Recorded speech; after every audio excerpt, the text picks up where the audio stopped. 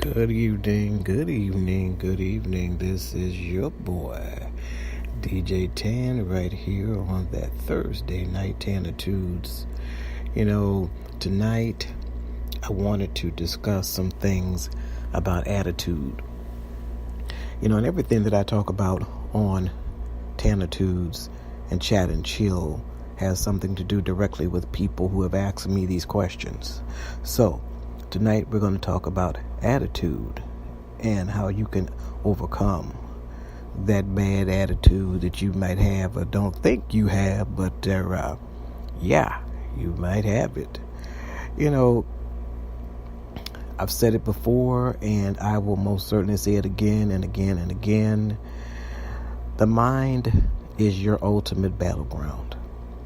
It's that space where the greatest and fiercest conflict resides. It's where half of the things you thought were going to happen never actually happened. It's where your inner resistance buries you with negativity.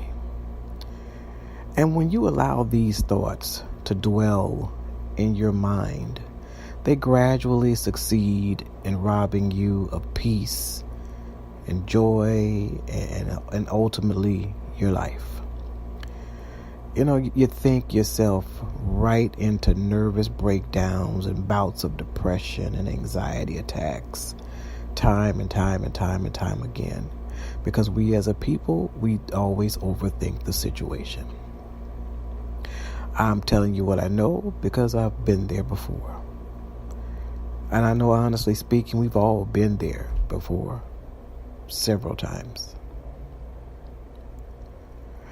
But what can we learn from our trials? Well, we can learn a whole lot. We really can. Because there's so much about our lives and our fate we can't control. And it makes absolutely no sense to focus all of our energy on these things and then neglect everything we can control. We can decide how we spend our time right now, what we choose to focus on, and whom we share our energy with. We can choose our words and the tone of our voice in which we speak to ourselves and speak to others. We can decide what we will engage in and read and study. We can choose how we're going to respond to challenging life situations when they arise and whether we will see them as curses or opportunities for growth. And most importantly, we can choose our attitude, which influences pretty much everything else. Of course, none of us are immune to occasional mood swings, but that doesn't mean we have to succumb to them. Whether your negative attitude is a common occurrence or just a sporadic phenomenon, it's critical for your long-term happiness and success that you choose to recognize when your mind is in the gutter. And then consciously, you have to make those adjustments. I make suggestions like, your attitude often reflects a certain level of self-centered self-victimization. Yes, that's what I said.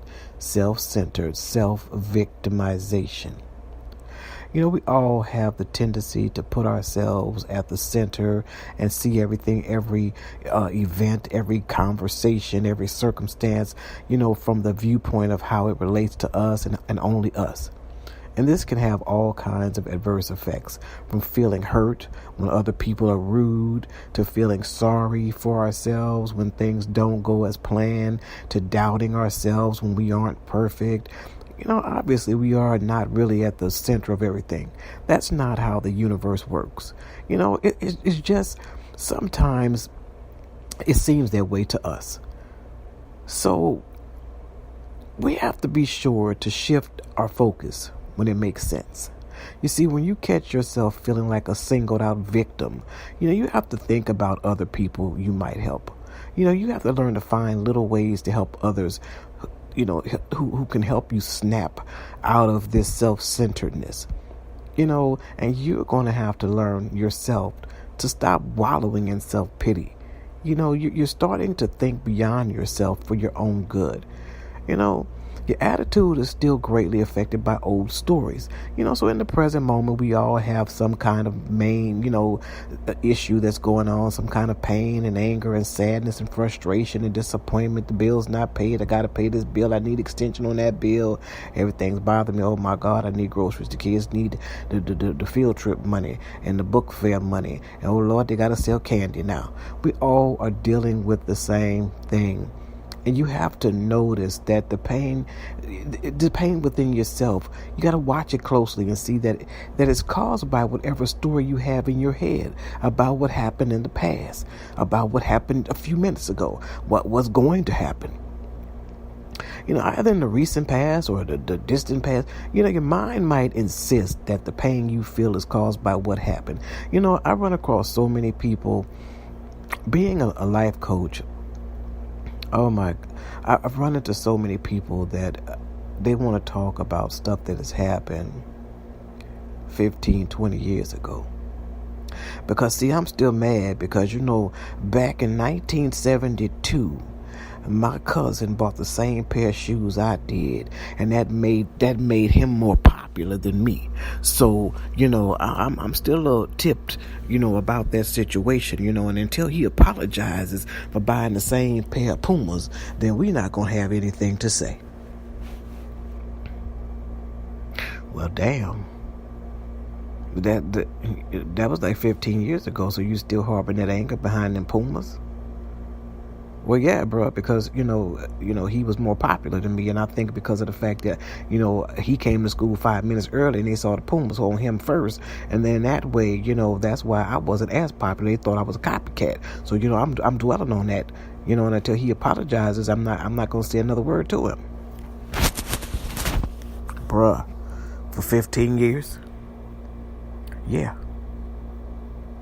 Y'all see what I'm getting at, right? I know some of y'all listeners out there, I know good and doggone well, you guys are dealing with the same thing. I see it over and over again. All you can do is just turn over there and look at the Facebook posts. People start talking about stuff that happened 10 years ago. Y'all need to get out of it. Get out of your own head. Stop worrying about it. Stop dealing with stuff that you can't change. You have to learn to process your thinking a little bit better. You have to do your best to see it for what it is. It is what it is. It's gone. It's happened. It's over. Let it go. Your attitude reflects your inner resistance to reality. Most people make themselves unhappy simply by finding it impossible to accept life as it is, presenting itself right now. Do your best to catch yourself. Be mindful. When you accept the reality of the moment, regardless of how painful, you allow yourself to grow and heal. Ultimately, happiness is not the absence of problems, but the ability to deal with them. Imagine all the wonderful things your mind might embrace if it weren't wrapped so tightly around your struggles. You have to always look at what you have instead of what you have lost, because it's not what the world takes away from you that counts. It's what you do with what you have left. So sometimes, no matter how hard it is to admit, there are things in your life that aren't meant to stay. Change may not be what you want, but it's always exactly what's happening. Earth does not stop spinning, and sometimes saying goodbye is the hardest thing you will ever have to do. Or saying hello will make you more vulnerable and uncomfortable than you ever imagined possible. At any given moment, change can seem almost too much to bear. But over the long run, I promise you, change is ultimately the only thing that allows you to learn and grow and succeed and smile again. So remind yourself that life gradually changes in each and every moment, and so can you, for the better. I promise you. So many of us waste so much of our time and energy waiting for the ideal path to appear. But it never does, because we forget that paths are made by walking, not waiting. We forget that we shouldn't feel more confident before we take the next step. That taking the next step is what builds our confidence. And so we hesitate, we procrastinate, and ultimately succumb to the same old routines that have been driving us nuts for the past 10, 15 years. Truth be told, there are thousands of people who live their entire lives on the default setting, never realizing they can customize everything. Practice. Don't be one of them people. Don't settle for the default settings in life. Find your loves, your talents, your passions, and embrace them. Don't hide behind other people's decisions. Don't let other people tell you what you want. Design your journey, your journey. Every step of the way, you decide what you want to do. The life you create from doing something that moves you is so much better than the attitude you get from sitting around wishing you were doing it. Many of us don't even want to be uncomfortable, but we do turn out to be uncomfortable. So what do?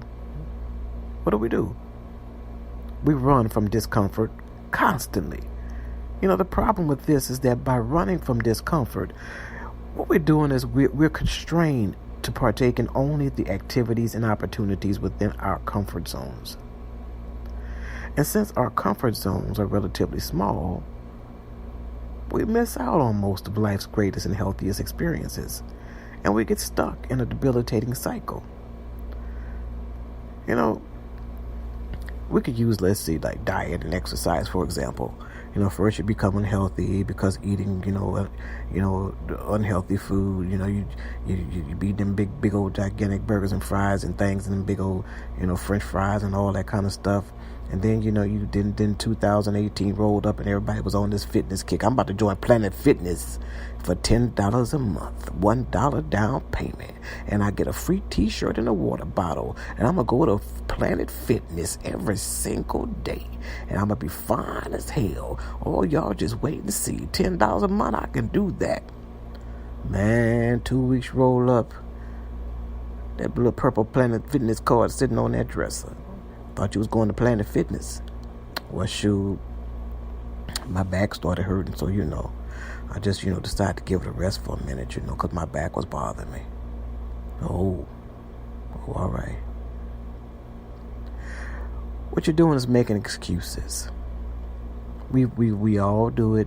We all make excuses for things that we ourselves cannot control or feel like we can't control because we don't want to feel discomfort. We don't want to feel discomfort, so we make up an excuse not to deal with anything that is uncomfortable in our lives. We are not perfect, and it's okay to be not a perfect person. Despite what you keep hearing out inside your head, you can disappoint people and still be a good person. You can fail and still be smart, capable and talented. You can still let people down and still be worthwhile and deserving of love and admiration. You see, everyone has disappointed someone they care about at some point. Don't lie and say you haven't, because you have. Everyone messes up, lets people down, and makes mistakes. Not because we're all inadequate or incompetent, but because we're all imperfect and we're all human. And expecting anything different is setting yourself up for confusion and discomfort and discontent and unhappiness. So what I'm saying to you guys tonight is, take that moment. Let it all go. Let it go. Stop letting your attitude get you hung up on long-standing and self-limiting beliefs. Do something different. Just reach out. You have to start dealing with your attitude in a different manner that you've been dealing with it in. Stop treating it as if you're a bruised person. It's gonna be okay. It's gonna be all right. It always will. We always overthink things, and we think that things cannot get any better. What you're gonna have to do is this. You're gonna have to learn that you won't always be a priority to others. And I learned this the hard way. And you guys know that everything I talk about, I'm talking about on either personal experience or something that I have a true belief in. And that's why you have to be a priority to your damn self. You have to learn to respect yourself, take care of yourself, and become your own support system. Because you know why? Because your needs matter. You have to start meeting your own needs. Make your own happiness a priority. Don't wait on others to choose you. You know how long people wait for somebody to choose them? And then when you've done everything you could possibly do, that you're thinking you're doing everything you can do to make that person happy, you get a wham bam, it's still not good enough for me. And that is why you, my family and friends, have to learn to start choosing you. Start realizing your needs matter the most, and you start meeting them. You start making your own happiness your own priority. Don't wait on others. Choose yourself right now. Breathe it in. Learn it. Start saying to yourself, I am enough. I have enough. And I do enough. Then you breathe out and let go and just live. Just live right now in the moment with a self-validating, self-loving attitude. And if you don't get anything else out of this Tanitude, always remember, just breathe. This is your boy DJ Tan. Until next week, peace.